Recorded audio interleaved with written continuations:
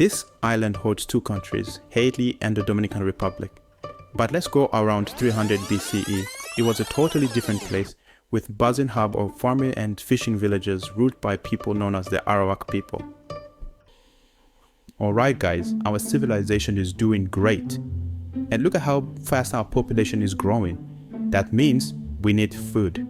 And lots of food. So you guys are gonna go fishing, and then you guys are going to farm. And then you... Hey, what's up guys? Cool island you got here. I think I'm gonna rename it to Española. Wait, you can't do that.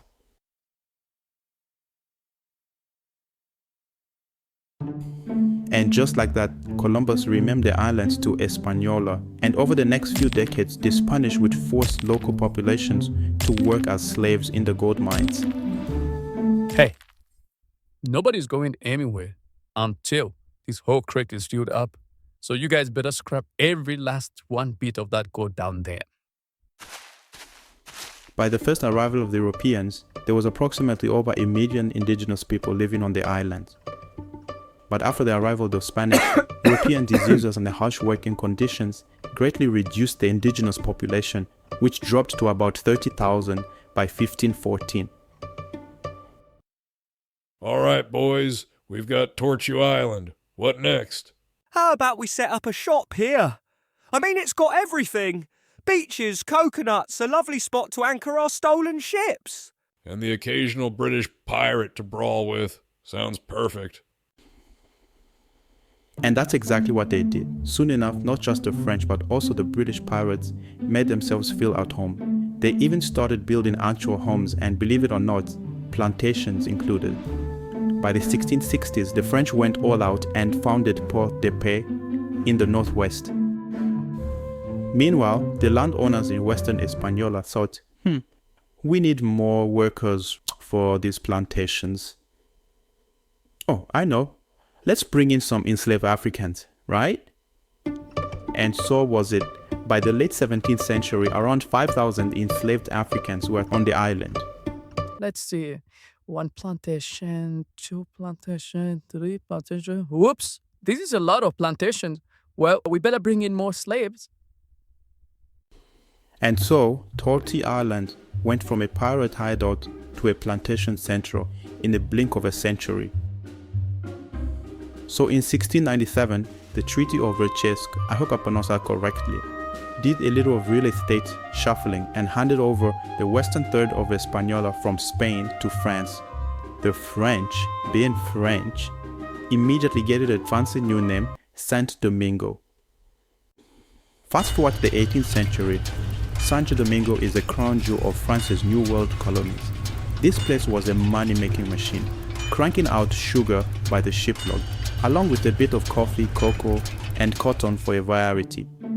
By the 1780s, nearly 2/3 of France's foreign investments were tied up in Saint-Domingue. Over 700 ocean-going ships jumped by each year. Now, the rapid growth of the sugar plantations did a number on the environment. Enslaved Africans were working like there is no tomorrow, clearing huge spaces of forest and turning steep slopes into sugar fields. The results were massive soil erosions and deforestation. By 1789, the population of Santo Domingo was around 500,000 people. Out of that, about 500,000 were enslaved Africans, 100 times more than the previous century. Well, the rest? About 32,000 were European colonists and 24,000 were free people of mixed African and European descent, known as the Affranchis. Haitian society was like a layered cake of skin color, social class, and gender. At the top were the white Europeans, and they were also divided into 3 categories.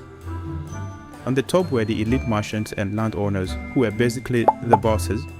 In the middle came the overseers and the craftsmen, who kind of felt important, so they were the overseers and craftsmen. And at the bottom of the white hierarchy were the laborers and the small farmers, who probably spent most of their time grumbling about how the other white got all the good stuff. The second layer of this society were the Affranchis, who were the mixed race Haitians of African and European descent. They sometimes owned slaves themselves. They wanted just to be as rich as powerful as the Europeans, but were constantly reminded of their mixed heritage and didn't quite make the cut. However, their frustration played a major role in the colony's push for independence. So yeah, you guys better enjoy it while it's last, because very soon we're gonna be in charge. And at the bottom of this society were the African slaves, who didn't own anything or had any status, but were basically just property. With this kind of society, it was only a matter of time that the stage was set for one of the most explosive independence movements the world had ever seen.